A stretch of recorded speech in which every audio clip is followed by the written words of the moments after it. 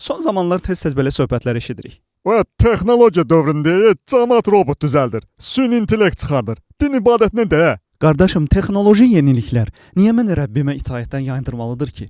Əslində ən böyük texnologiya elə biz özümüzük. Bunu bir mühəndis hazırladı. Bunun isə heç bir mühəndisi yoxdur.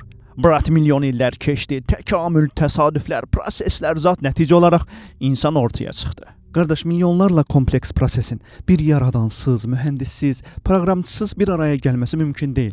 Bu proseslər zəncirvari davam edib, bir yanlış bütün prosesin yenidən başlaması və ya prosesin tamamilə zibil olmasıdır. Allah buyurur, bəlkə onlar öz-özünə yaranıblar, yaxud onlar yaradanlardır.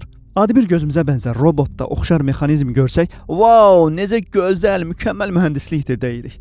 Amma insan gözünə gələnə, gözdə də deyib keçirik. İnsan gözü işığı, formaları və rəngləri möhtəşəm şəkildə tutur.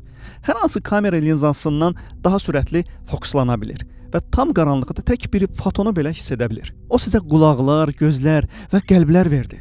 Siz necə də az şükür edirsiniz. Qardaşım, qartallar 2 mil uzaqda ovunu görə bilir. Gözləri bizimkindən 8 dəfə daha kəskindir. Bizim bulanıq gördüyümüz məsafəni onlar HD, yüksək dəqiqliklə ayırd edirlər. Mantis karidesi sadəcə rəngləri görmür, rəngin ölçülərini görür.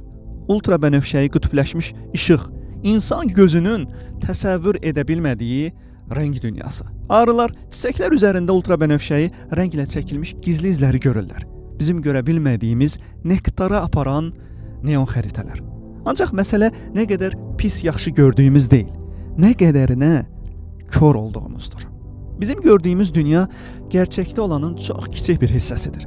Gizli rənglər, görünməyən formalar, ətrafımızda olanlar kimi bizə naməlum aləmlər.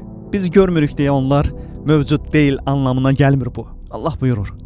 Əslində gözlər deyil, sinələrdəki qəlblər kör olur.